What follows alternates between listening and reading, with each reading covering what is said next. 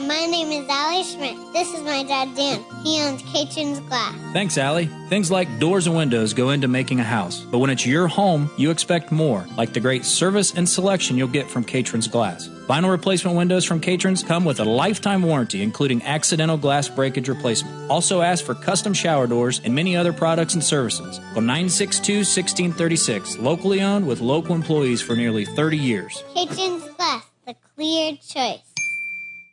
Welcome to the BeTempered podcast, where we explore the art of finding balance in a chaotic world. Join us as we delve into insightful conversations, practical tips, and inspiring stories to help you navigate life's ups and downs with grace and resilience. We're your hosts, Dan Schmidt and Ben Spar. Let's embark on a journey to live our best lives. This is BeTempered. What's up, everybody? Welcome to the BeTempered podcast, episode number 20. 20? I feel like we just did 19. Yeah, I feel like, I remember it like it was today. Hard to believe. It is hard to believe. Episode 20, wow. It's hard to believe, but it's pretty awesome. We're excited to keep this thing rolling. Almost halfway to our goal. Of what was our goal? 52, right? Oh, for the year, yeah. Yeah. Okay. I didn't know we had a goal. I mean, that was the original goal. Okay. Right? 52. Yeah. We're getting there.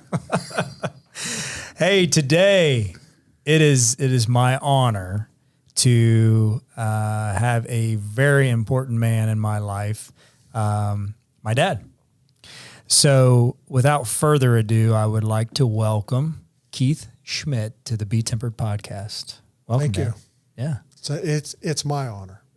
We're glad to have you here and to tell your story because, like everybody we have on here, everybody's got a unique story, but in agriculture, starting in agriculture when you weren't raised in agriculture is a very, very difficult thing to do, but you did it and your story is amazing. So for those who don't know you, even for those that do, kind of talk about your childhood growing up. Oh gosh, my childhood was fantastic. I mean, if I could go back and start over at 12 years old, all I need is a bicycle. I mean, I had to be home. I had a curfew at a certain time when the street lights come on. Other than that, nobody knew where I was, or I thought nobody knew where I was. Come to find out, everybody knew where I was, but it was great. I mean, had all the freedom in the world. No responsibilities. I couldn't ask for a better childhood. It was great. I wouldn't change a thing. I really would not change a thing. I guess that's where my love of the farm started, was about 11 or 12 years old. I'd get bored and, I had a lot of friends who lived on a farm and I would go see them. And then I thought, this is something I think I want to give this a shot. So I did, started baling straw and hay and things like that, taking care of livestock, kind of fell in love with the livestock end of it. And it just went from there. Luckily I had parents who were willing to drive me out to a farm, 10 miles away, owned by a relative, and they treated me great and helped me through the years. And my church came into play, which was right there. Everybody in that church has been fantastic. Without those people, I couldn't have made it. I couldn't have endured it. I mean, they all helped me through. I had one of my neatest experiences was I rented a farm. It was 106 acres. It was all I had. We were just ecstatic that we got this. It's now where we live. We ended up buying that farm. One of the guys at church says to me, "How you going to plant your crop?" Well, the people I were working for said, we get done, we'll take care of yours, I went home that night and there sat a tractor and a disc, a corn planter tractor, full of fertilizer, full of seed. And so I called him and I said, "Hey, what's going on here?" He said, "Make sure it's cleaned out when you bring it back." It was pretty awesome. It was wow. I had help like that along the way and tried to help those people, and that's kind of my attitude now. If there's a young guy around and he needs some help, Of course, when he uses your equipment or whatever, well, what I owe you, don't owe me anything. Just pay it back. You know, this is the way I got here. I'm just helping you along the way. So That's awesome. Yeah. I mean, you know, along with childhood, you had baseball and football and all that great stuff that went with it. So, yeah, I wouldn't change any childhood. It was great. Yep. Well, I want to back up a little bit because I think what's unique in your life is, what did your mom and dad do? Yeah. Well, my mom was a homemaker, 5 of us kids. My dad was a funeral director. My grandfather was a funeral director.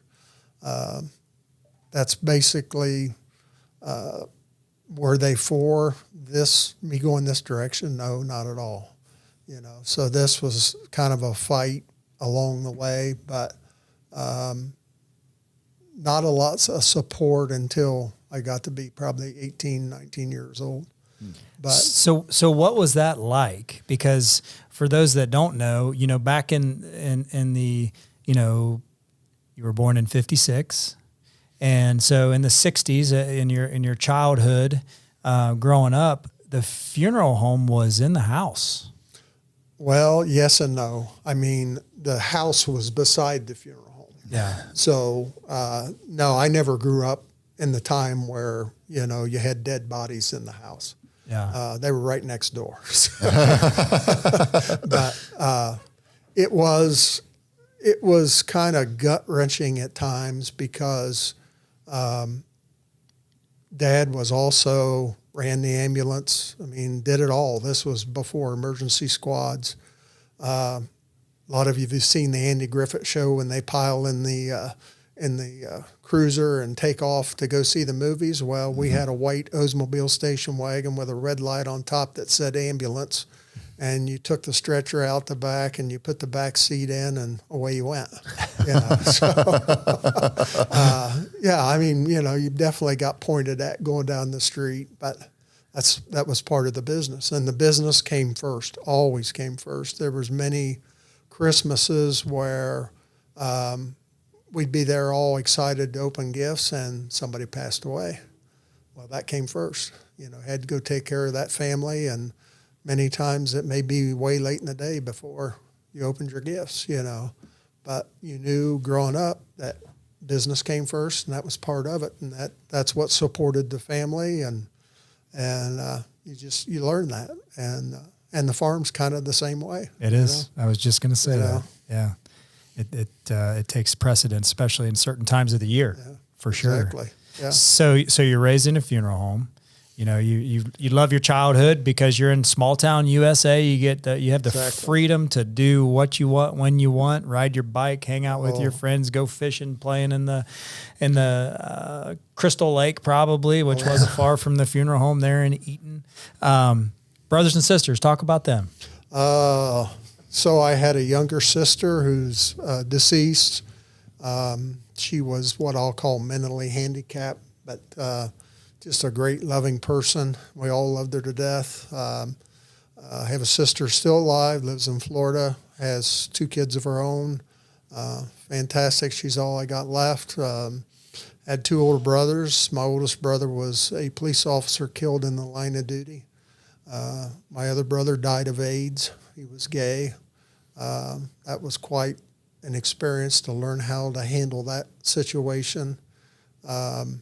And then, of course, myself. But my mom washed the clothes in the basement and then carried them up 2 flights of steps. We lived in a big old brick house on the corner, you know, and yeah, I mean, the whole family. It's been I guess I'm kind of tough and skinned. Yeah. Because of that, because what I grew up with and the times we went through. And so, yeah, it makes life a little different. You know, you step back to my childhood and talking about death, I used to ride my bike through the cemetery. And I've told people, you know, when I was a kid, I didn't know any of those people. I'd read all those names. I didn't know them. Right. And today I know them all. So, yeah, things have changed. Yeah. I always think about that because I run in those cemeteries now twice a week. And a lot of times when I'm walking or running through the cemetery, I always think, Man, I wonder how many of these funerals that were at these cemeteries my grandpa did, my great grandpa did. Grandpa passed away in 1988, right? 89. 89. Yeah, I think you were 10 years old. Yeah, I was in fourth grade. Yeah. But Grandpa Girton, I never knew. But I still think about them almost every time I'm in the cemetery. Just hey, I wonder if they did this burial or that burial. But did you become, growing up in the funeral home, did you become numb to death as far as your outlook on it, or were you as a kid that was just a job that Dad did? And no, that's kind of hard to describe. I don't think you ever become numb to it. I think I look at it a little differently. When somebody has lived a great life and they're gone, wow. I mean, that is a celebration. Mm-hmm. When somebody's 16 years old, no. I think the thing that's not natural is losing a child. Mm-hmm. I lost a daughter, and that's something that you bear the rest of your life, and especially in our situation. But no, it's something that maybe, like I said, you become a little tough-skinned. Yeah. But death is not a bad thing.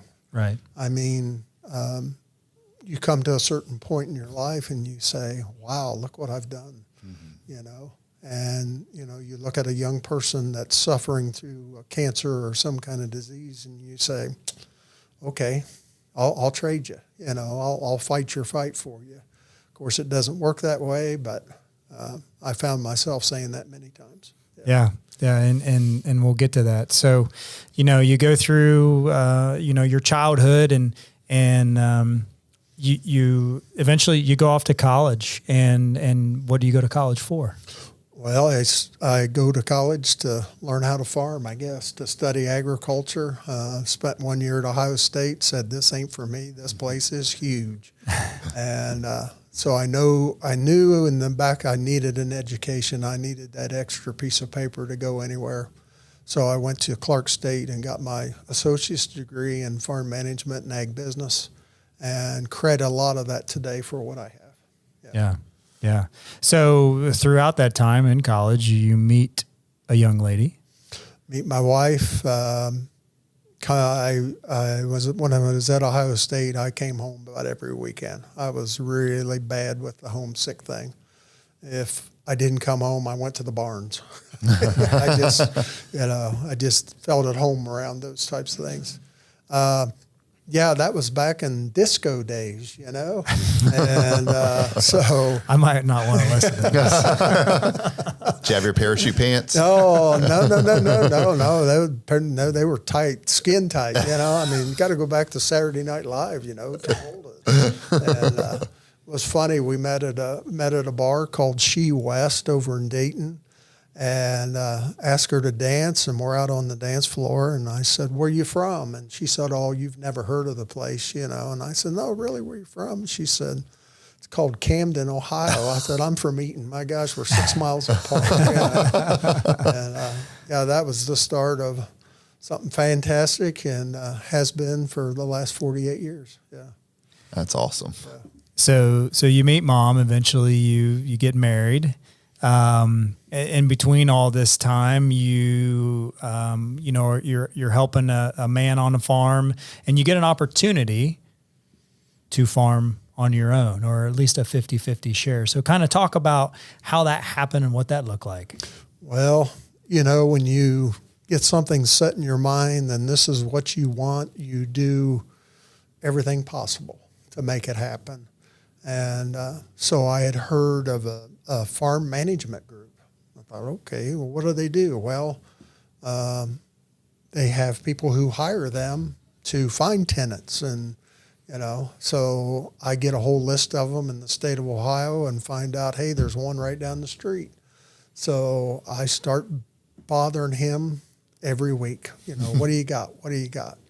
And so finally he calls me one day and says, I got 106 acres, and we actually thought it was a different farm. And we drove by it probably 30 times in a week, and come to find out that wasn't even it. So it's now the property that we live on. But yeah, that was I would become annoying, until somebody gave me an answer. And I guess I'm still that way. Is if there's a goal or something, I'm going to pursue it, and until you tell me to get lost or shut up or whatever, I'm on your back the whole time. So, yeah. So 1976, right? 76. 1976 is when it was started. And then the beauty that you're looking at right now was born in 1978, right? Correct. Is Jeff in here? So 1978, you have your first kid. What's that like? That's fantastic because first one was a boy. I mean, Now, you got a lot of granddaughters. You better be careful. I know. I mean, here you are, need a farm hand, and the first one's born and it's a boy. It's like, wow, reached that goal. Now, you're asking, those feelings are unbelievable. Mm-hmm. I mean, it's just, good, healthy, what a fantastic time in our life. Could we afford it? No. And, I'll have people nowadays, they'll say, oh, yeah, we're going to wait in 5 years. I said, well, 5 years is just going to cost you more. Yeah, that's right. In 1956, I had the hospital bill when I was born. It was $150. Jeez. And my mother was in the hospital for 10 days. Wow. That is insane. Now it's 2 to 3 days and it costs $50,000. Yes. Yeah. Yeah. Yeah. So, back up one little step there. In 1978, there was a big event that happened in January, February, which would have been the blizzard, right? Correct. And, I know how tales grow over the years, but it sounds like, and from the pictures I've seen, that was a pretty big deal for our area, that blizzard of 1978. So talk about what you remember about that. I remember people talking about out west how they tied a wire to the house, to the barn, and you grabbed hold of the wire to get to the barn because you couldn't see it. And that's what we experienced. You couldn't, there was no fences. Everything was covered with snow, livestock running everywhere because nothing to hold them in. Just complete chaos. Everything was white. I think there was close to 7 days you didn't go anywhere. Wow. Did you have livestock at the time? Oh yeah. Yeah. We had livestock and, That's a luckily nightmare. had a barn to get them in and close them in. And, but it was, I don't know that I'll ever experience one of those again in my life, but Hope not. I remember the end of our road. It's a hill to the west side and a woods to the east side, and that snow come out of the west and completely filled that in because of the woods stopped the snow, and they brought in snow blowers from Wright Pat to open that up, and there was snowmobiles down in the bottom that had fell through the snow, and they went through the snow blowers too. The county was going around. If you had a dozer, they were confiscating it. Oh, wow. And so the guy's like, take it. It won't start. Well, they were building buildings with straw and taking a generator and firing a NIPCO up, a heater, get that thing fired up and take it. Oh, wow. Just to push snow. And here until lately, there were still track marks in a lot of the roads where they had pushed that snow out of the way. And it was just basically tunnels of snow. It was neat in a way. I'm glad I did experience something like that, but oh my gosh, the things that it caused were just unbelievable. Yeah. Back then, did you have how prepared were you guys? Oh, you weren't. Did they knew a snowstorm was coming or Nothing like it is today where they empty the right? shelves, That's what I'm that's what I'm thinking. No.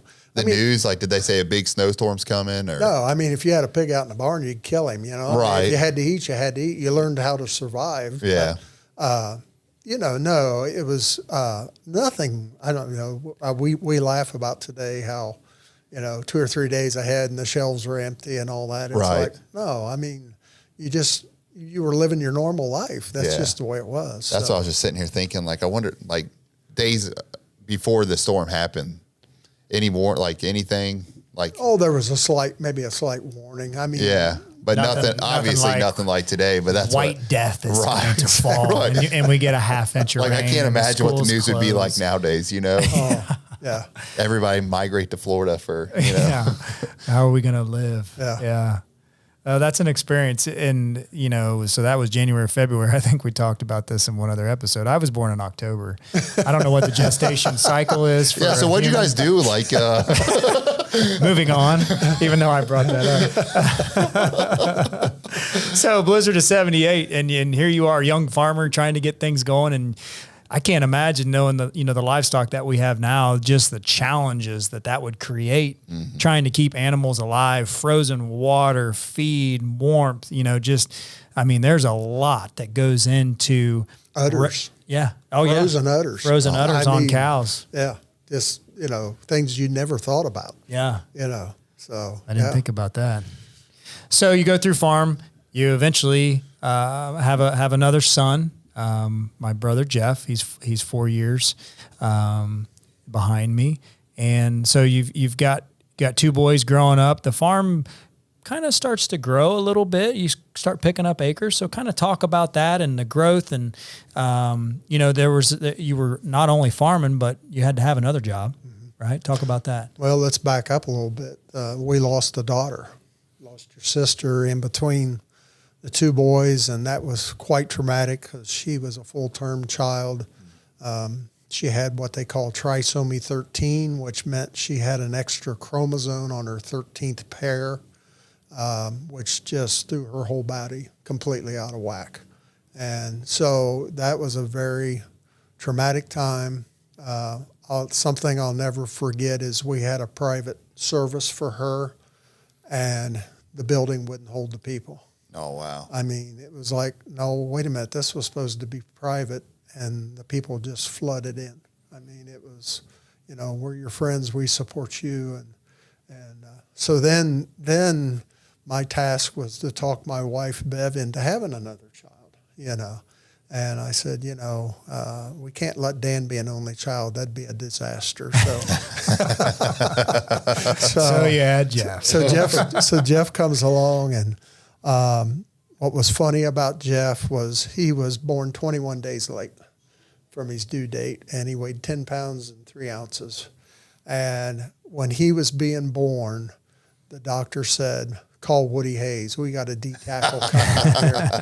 And so it's funny. He became a D-tackle, same as Dan. I mean, so it was, Doc knew what he was talking about. Yeah. But 2 boys. Life is good. I mean, it's a dream happening, and you start. It's kind of hard to explain this, but you start dreaming about things, and you dream when they graduate. You dream when they get married. You have these dreams, and then they happen. And I find this today with grandchildren. It's like, holy cow. I mean, I dreamt this. Yeah. And what a neat experience that is, And so, I mean, life is good, we're thinking football, and we're, thinking everything coming down the road, and just, wonderful grandparents that love these guys to death. It was great. Things are good. Yeah. So young family, farm's growing, things are doing good. But I think, as most people know, especially anyone in agriculture, whether you're raising livestock or you're row crop farming or whatever you're doing anywhere across the country, it's one of the most dangerous occupations out there. And I can count. Happened this morning. I've got numerous lists here of things that have happened to you. And I call them near-death experiences because, there's 3 of these 4 that I was involved in. One of them is the loss of a finger. Talk about that. Shields are on things to protect you. I removed a shield off a feed grinder because I thought I was going to walk into it with my face. So I took that off and moved it so that wouldn't happen. Well, then it gets my hand.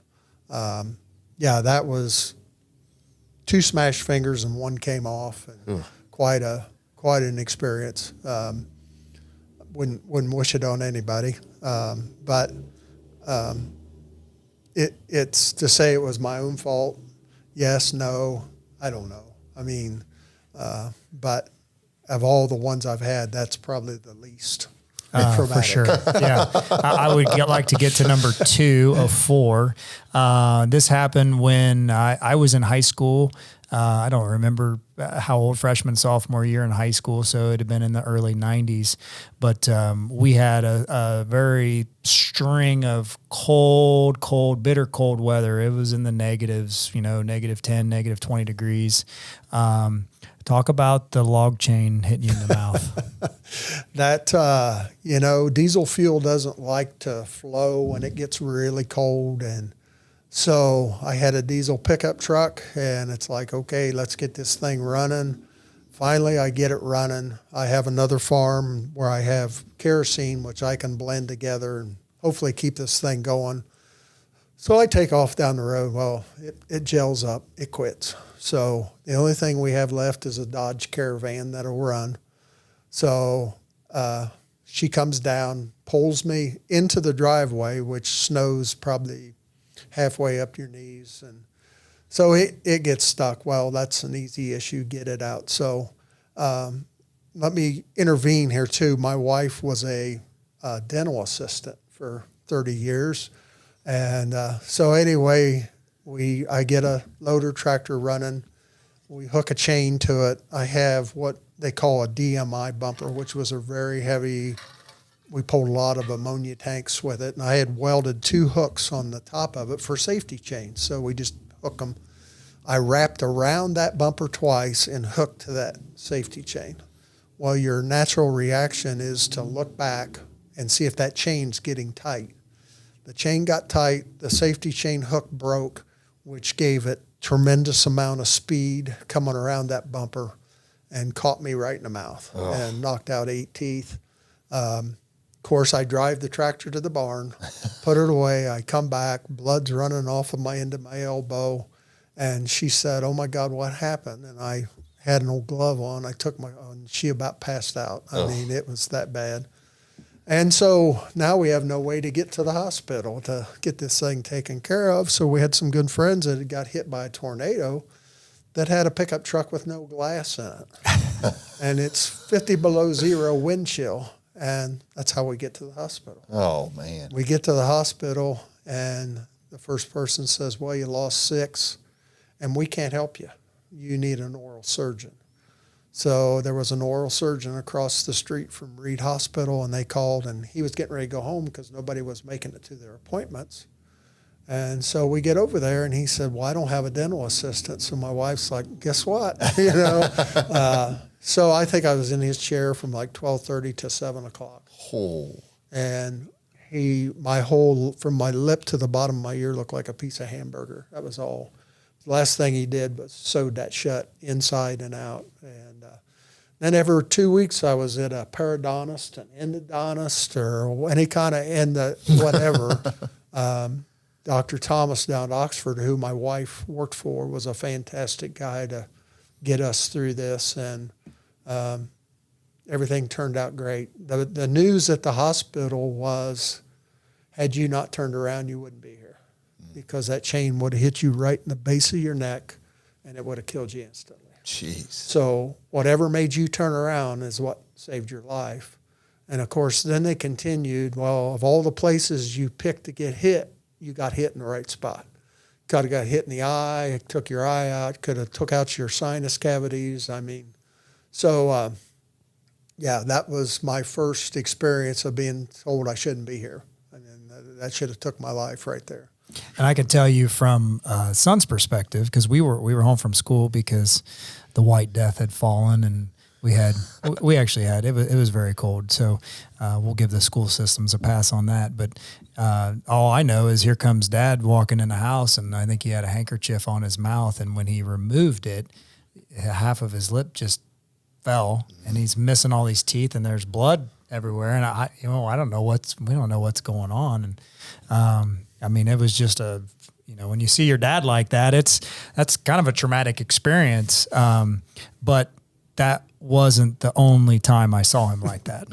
So that was number 2. So number 3, this fast forward, I don't remember what year it was. I think Jeff was helping on the farm. I was at Caitrin's, and I was coming home, and Mom called me, and she said, hey, your dad's been in an accident.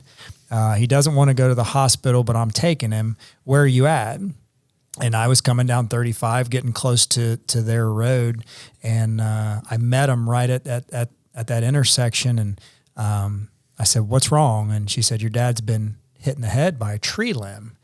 I'm thinking, how in the hell did he get hit in the head by a tree limb? And he was sitting in the passenger seat, and he'd had a towel with, I think, an ice pack on it. And I said, "Dad, look at me." And he looks over, and his face looked like a raccoon. Swollen raccoon, was completely swollen, 2 humongous black eyes, a big gash on his head. And Mom said, "He doesn't want to go to the hospital." I said, "You take him to the hospital. I'm right behind you."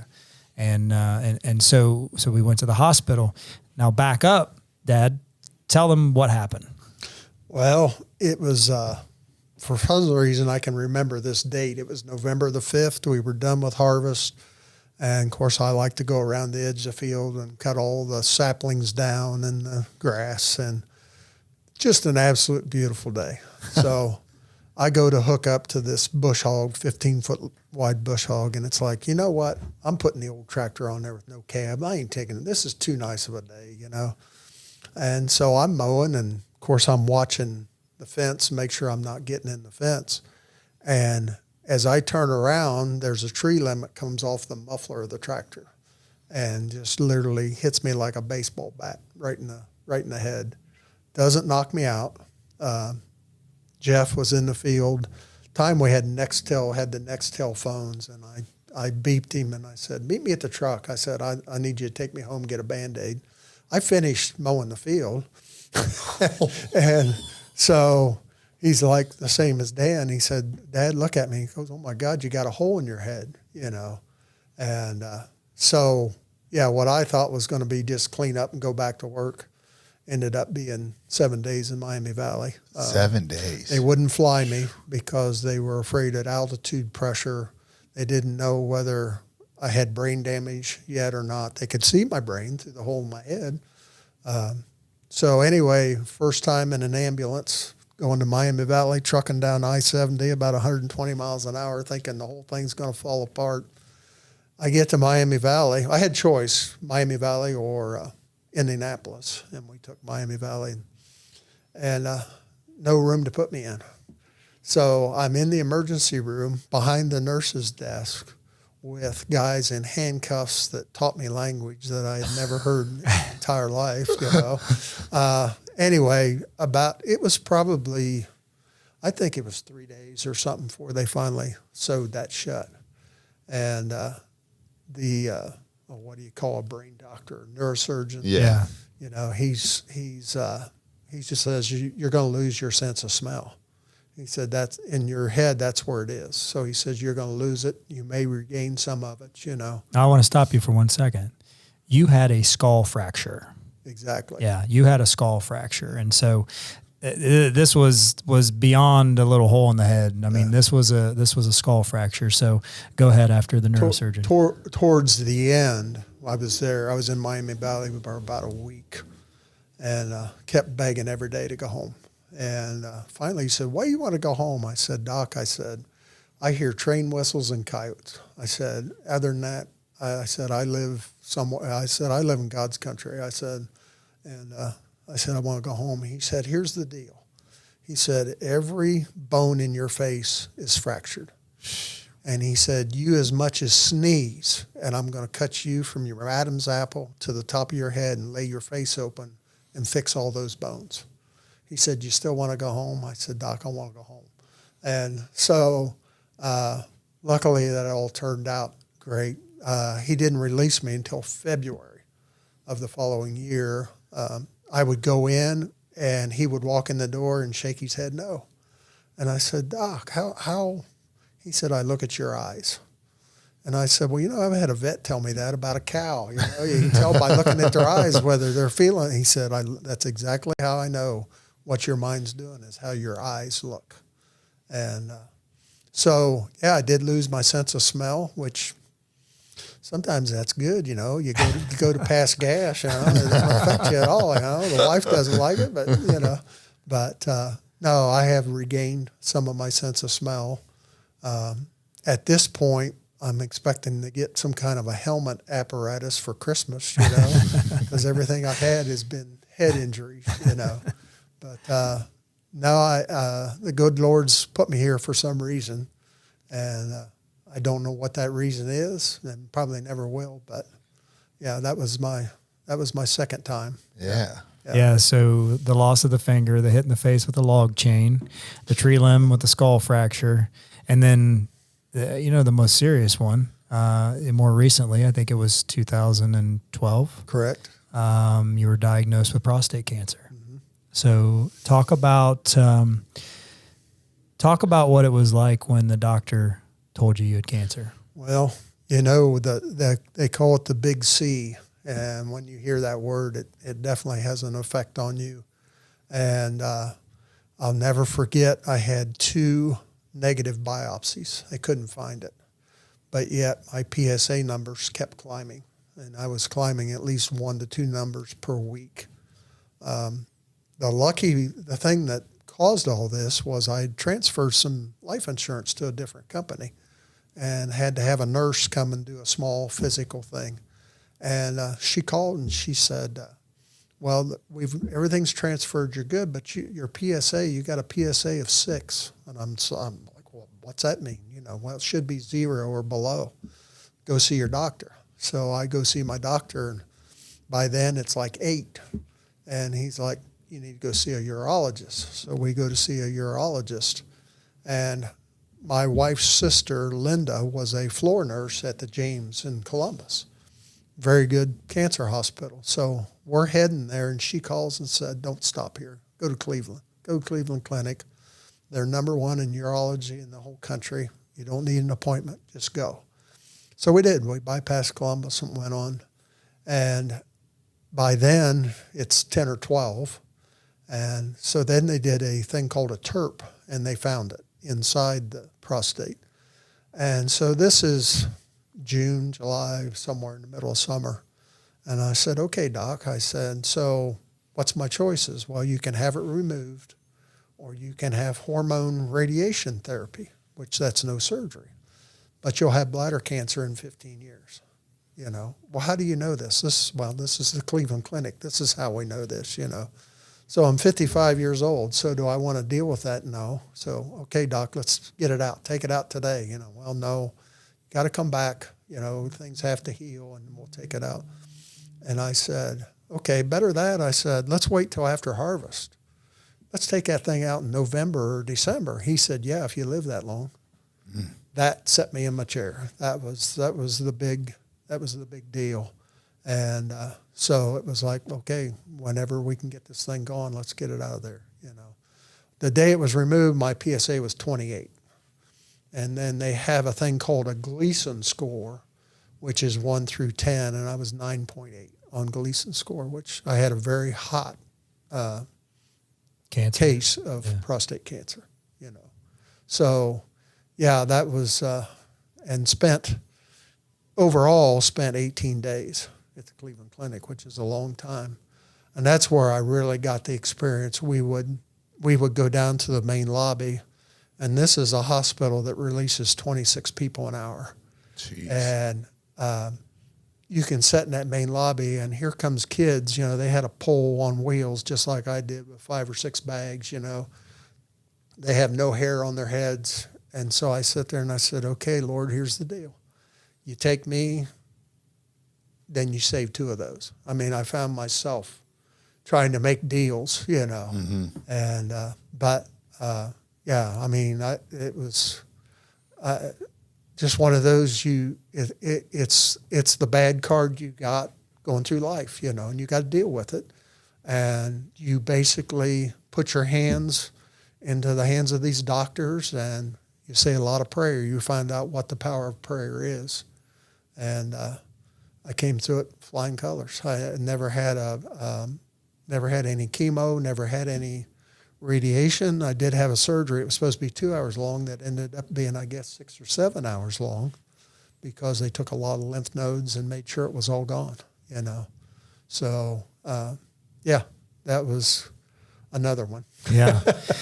Yeah. So that's 404, and there's been all kinds of other instances in there. The point of it is, you know, these farmers are out there every day working hard.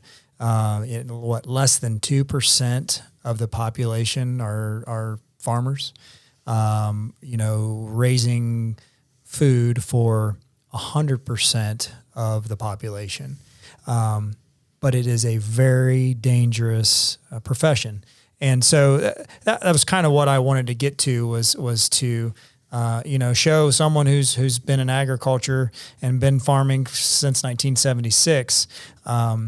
You know, we talk about being tempered, you know, look at what you've been through, but every time you keep coming back, and you learn lessons along the way and things to be thankful for. And that's what being tempered is all about. So, you know, it's certainly grateful that you made it through all those. And I think you recognize you're stronger because of it. So let's talk about what you love the most about farming and agriculture. Oh, I think it's probably the change. I mean, if you step back and you look years ago, and things used to happen a lot slower. Today, you know, I used to say, hey, look at the next 6 months, see what's going to happen. Now it's like 6 days. Everything is just changing so fast. It's a challenge. Every day is a challenge. I love what I do. Every day is different. The rewards, you know, I mean, a farmer could sit here and say, well, you know, I'd like to sell corn for $8, but I sure like raising 400 bushel corn, not 100 bushel corn, because 100 bushel corn is what you got to have to get $8, you know. It's just I don't know, it's a great feeling, you know. I know Dan's had a hard time of learning. It's like we're competing against each other. We are neighbors that, you know, if the next farm comes up for sale or rent, yeah, we're all in that same pile wanting it, you know. So we're actually competing against each other, but yet you let the neighbor get hurt, we're knocking on the door. What can I do? We're all, it's unique. It's a very unique situation. There's none other like it. It's not a job. It's a way of life. Yeah. I often say it's like being an alcoholic. It gets in your blood. It's addictive, and you'll do anything to survive. And we've been through that. I mean, we've came through some really tough times, and it makes you appreciate what you have, and don't care who you are. If you're part of a farm, you've experienced that. You know, you can sit here today and put all this money into a crop, and you got a beautiful crop, and the water shuts off, and it dies. And we had that in 1983, 1988. We had terrible droughts, and there's not a thing you can do about it but sit there and watch, you know. No different in the spring. You can sit there and just rain after rain after rain, you know. But the good Lord will provide. I mean, we've always had a crop every year. We've survived. We got through it, and we always will, you know. But it's just a great place to be. It's a great place to raise kids. Yeah. I mean, my gosh, I don't want to change anything. I mean, I love what I do, and I don't know if there's a lot of people out there that can say that. I think there's a lot of people that would like to be in our position, but I don't know that they could handle the heartaches and the steps, because it's tough. It's a tough occupation. It is challenging, because you're so reliant on Mother Nature. We rely on faith. Yeah, well, yeah, that's right. Faith. Yeah, lots of faith. With Mother Nature being the driving force, the number one input that you cannot control in the whole scheme of things. And at the same time, you're running a business. You're trying to make a profit. You're trying to raise a family and pay for all that stuff. And there's a lot that's out of your control. So I'm not sure there's many farmers out there that don't have faith, because you have to. Lots of it. Yeah, you got to have lots of it, because it's unique and very challenging at times, but very rewarding too at the same time. So out of all you've accomplished in life, and we haven't even talked about the how the farm has grown in the last 40 years. Because of that hard work and that dedication and taking those risks, and when you have a bad year, learning from it, but continue to improve things as you go, which is important in any business, but in farming as well. So you have accomplished a lot, you have done a lot, but out of all you have accomplished, what's the thing that makes you the most proud when you look back on everything? What do you say, man, that makes me proud? You. My family. I mean, it comes first. Overall, God and family's number one. And if you treat those two right, you're going places. And it's the greatest feeling in the world. I mean, your family is, I talk a lot about mentors. And yes, I've had mentors, but I'm looking at one right now. I mean, I've had older guys that have passed away, and I've had a lot of respect for them and still do, and have always wanted to be like them. But your kids, I mean, when your kids are successful and their kids are successful, there's no better feeling. It doesn't matter what it is. That's number one. Yeah, I would agree. It's just watching our kids the same way. When they have success, it's, Ben, it's very rewarding as a parent to see that success. It's also heartbreaking when they don't have success. Yes. But you recognize as an adult that those are the times that they're going to remember and to learn from, and the successes are going to come and go. Well, the hardest thing for me is to watch you make mistakes. Yeah. And I got to let that happen, as long as it's not going to be too deep financially. But that's the way you learn. That's the way I learned. And you make mistakes. And I think just like kids in sports or whatever, you learn how to win and you learn how to lose. And when you learn how to lose, you learn how to lose with respect. That other team was better. And you should drive yourself to make yourself better. And the word pride comes in. There's pride in losing, because I think my oldest granddaughter, Allie, she brought cross country into our lives, never been part of cross country. And what a fantastic sport. Mm-hmm. I mean, you are cheering people on, and here comes the last kid across the finish line, and you're thinking, oh, that's too bad. He just beat his best time by a minute. Mm-hmm. I mean, you're like, holy cow, he didn't lose. He didn't lose at all. He won, To watch, we had one cross-country meet where there was a boy with Down syndrome running cross-country. Okay, where is this kid? Everybody's done. Where's he at? The whole team goes running backwards. They come running with him. Just fantastic, I can remember, Dan, in football, we had a great coach by the name of Matt Kemper. And Matt's coaching philosophy was totally different than you're going to run a mile in under 12 minutes. Okay, you can do that. That's not a big deal, It was a mile and a half. Okay. Up both hills, or uphill both ways. Anyway, there's a freshman boy there he's huge. He's carrying a lot of baby fat, Everybody's done. I got the stopwatch. He's not going to make it. I'm thinking, okay, I know what's going to happen here. The things are going to blow up. The next thing I know, here's this coach running with the kid. The last thing I remember is the whole team going across the finish line with him. I mean, that's what that whole experience. I mean, you guys both coach, and that's fantastic. And you don't do it for any amount of money. There's no amount of money. What you do it for is that kid that comes back to you and says, hey, coach, I want you to meet my wife, and I've got 2 kids here.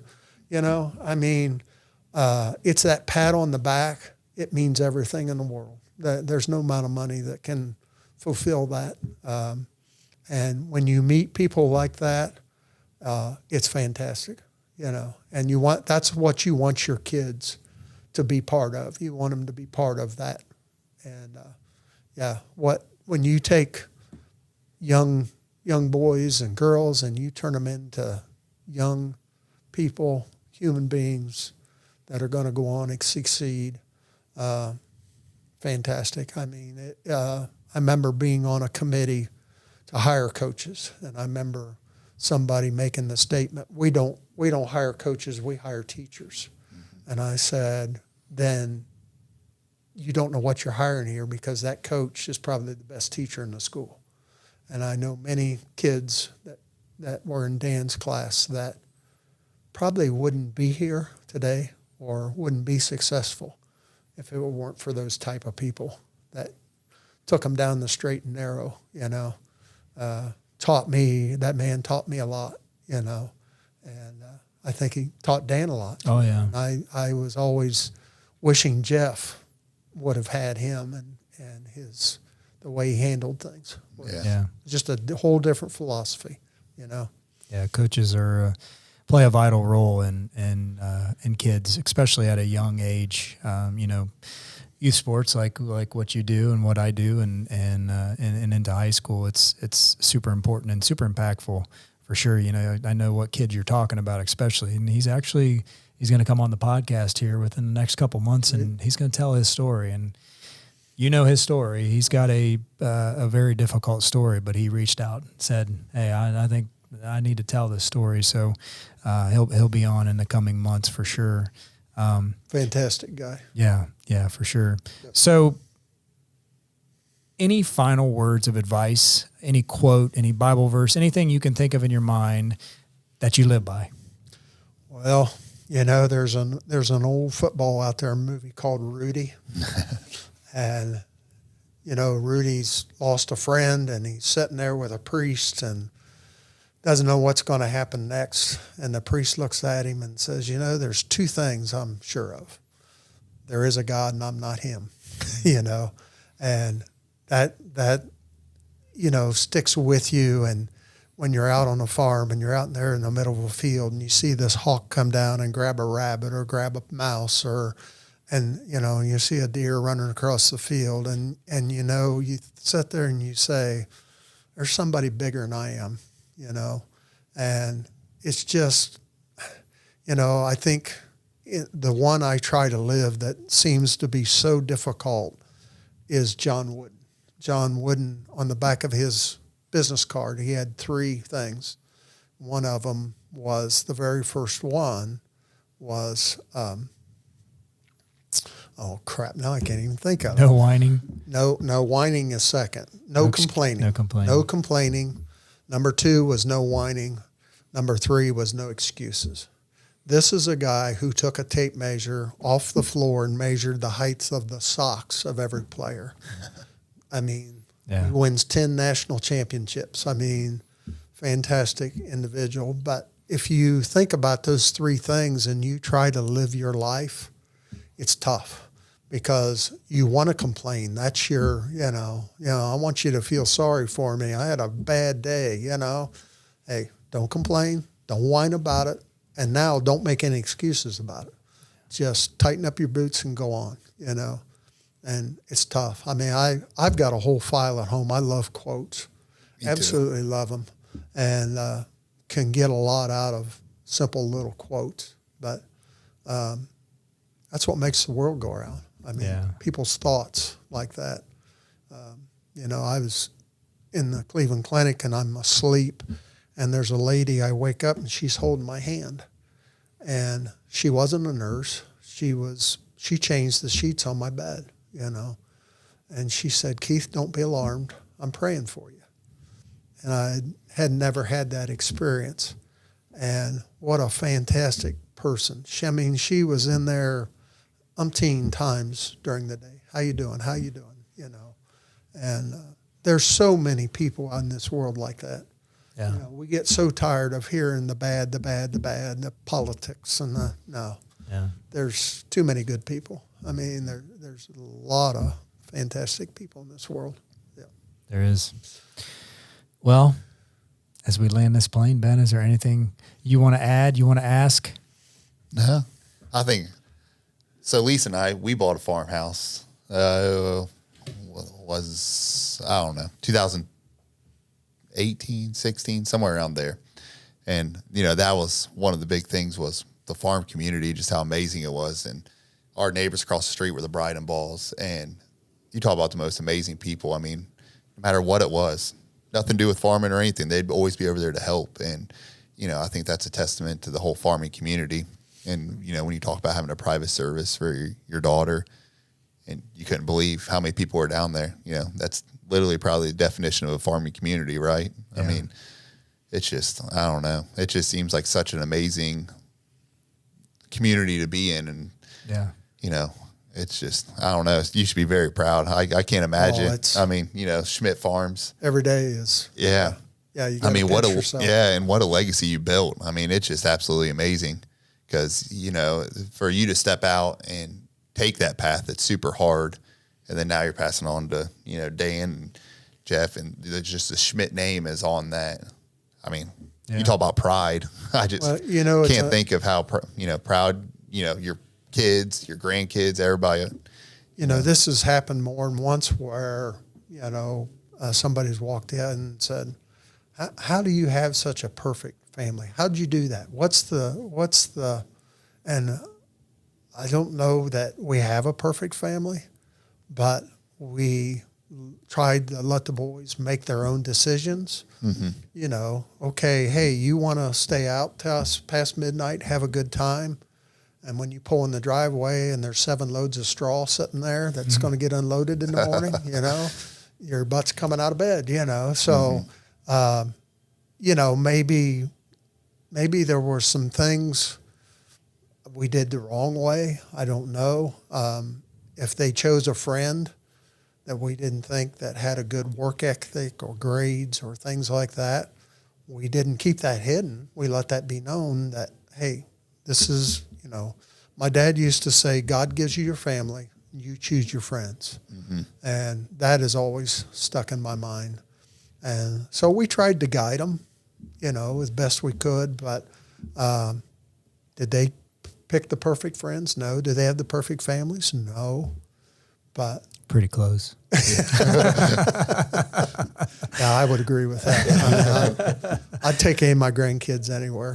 I mean, and he talked about having 2 boys, and those first granddaughters were born and wanted a swimming pool, and didn't take them long. We'd dig in the hole, I mean, they are fantastic, and I love them all to death, and I get emotional around them. Sometimes I don't know what to say to them, like when they do have a defeat or something, because they give it all. They play their hearts out, and it's fantastic to watch. But we all know that not everything is a victory, mm-hmm. and so it's that part of life you have to learn. You have to learn how to handle those situations. Yeah. So in closing, one thing I want to say that I think is important that we do as a family is have Sunday night dinners. Mm-hmm. And that's something. That's your mom. Yeah, that's something that Mom came up with. And we have some other friends, families that do that. But I think it's important because life gets so busy with kids and work and the farm and everything. If we didn't have Sunday night dinners, there could be weeks or months at a time where we wouldn't see, Jeff or his family or you guys, just in certain times of the year, even though we all live, I don't know, within a 4-mile radius, 5-mile radius of one another. And so that's a blessing. That truly is a blessing. It is a blessing. Yep. But I think it's important for people out there who, if you look at our family and you think we live this perfect life, for one, we don't. But it's a work in progress. But I think that Sunday night dinner is a very important thing because it's something that my kids, your grandkids look forward to. Jeff and Lindsay's kids, they look forward to every Sunday night dinner. And when somebody's not there, it's a big deal. We're such and such at, or what's going on? Why aren't they here? And it's just an important thing. A couple hours every Sunday evening, we have a nice meal together. We have good conversation, talk about the week we had prior and the week coming up. And, the kids can swim and have a good time. And, so I think if there's families out there who want to take something from it and maybe, try to strengthen their family, that's what I would say is, get together as a family and have Sunday night dinners. It doesn't mean that you got to be best friends, but you're sharing your lives together, which is important for your kids. So if you're as blessed as we are and you're able to do that and your family's close, I would suggest giving that a try because I think that's a very important thing that mom she came started. up with. Yeah, was her. That's her whole doing. Yeah. She does it all. I mean, She does. I sit there and watch a football game, and she's, she's right over the stove going to town, Yeah. And it just, that's to add to that. We try not to work on Sundays. Yeah. And it's tough because, you're sitting on your front porch and you see dust flying and it's a nice day. It'd be a good day to be out there, but, you got to break this week. You got to, or otherwise it just all flows together and you don't even know what day of the week it is. But we sit there in anticipation for 5:30 in the evening when everybody shows up and it's just a great time. I think that was a real blessing. She started doing that and it was something she wanted to do. And I would throw in, back in the old days, families had reunions, and you may have 100 family members at a reunion. What a fantastic thing to do. And, I'd emphasize the families, man, if you can do that, if you can pull that off, wow. Yeah. But it's all about the family and the kids. And that's the reason you get up every day. That's the reason you go, Yeah, that's what life's all about. Yes. For sure. Well, Dad, thank you. Thank you for coming in Thank you. telling your story. Thank you for, just being open and honest with everything with the farm and the family and the events that have happened in your life that could have ended tragically but didn't. And that ties in with BeTempered, going through the fire and coming out better because of it. And you're an example of that. So, let me add one more thing to it. This is always stuck in my mind. This little church that we attend was attended by my grandmother and my wife's grandmother. And so there's a lot of family pull there. And I went to church in 2013. In fact, it was one of the first Sundays in January. Had a lady who used to drive school bus by the name of Mabel Combs. Mabel, a fantastic person. And she said, Keith, I bet you're glad to see 2012 gone. I said, Mabel, I had a grandchild born and I'm cancer-free. What more else can you ask for, And she looked at me and she said, only you would look at it in that way. And I said, well, how else? Why wouldn't you, And that is a special grandchild because of that. And, when I look at her and watch her grow and think, wow, step back, I could not have been here, but I'm here. I'm here to watch her grow. And this is fantastic. And they're all, I wouldn't change a thing. When you say living the dream, that's what I'm doing. I'm living the dream, And so whatever the good Lord throws at me down the road, hey, we'll deal with it when we come to it. And but I think he's on my side, and we got a lot of push behind us. So we're going to keep going. Yeah, for sure. Well, good. Well, everybody, again, we thank you for taking the time to, out of your busy schedules, to listen to us or to watch us on YouTube. And just keep in mind, we can't keep growing this thing without your support, whether you're liking, you're sharing, subscribing, all those things we talk about every episode. It is very important for this message to get out and for these stories to be heard. So without further ado, Ben, go out and be tempered. Will do. Hi, my name is Allie Schmidt. This is my dad, Dan. He owns Catron's Glass. Thanks, Allie. Things like doors and windows go into making a house. But when it's your home, you expect more, like the great service and selection you'll get from Catron's Glass. Vinyl replacement windows from Catron's come with a lifetime warranty, including accidental glass breakage replacement. Also ask for custom shower doors and many other products and services. Call 962-1636, locally owned with local employees for nearly 30 years. Catron's Glass, the clear choice.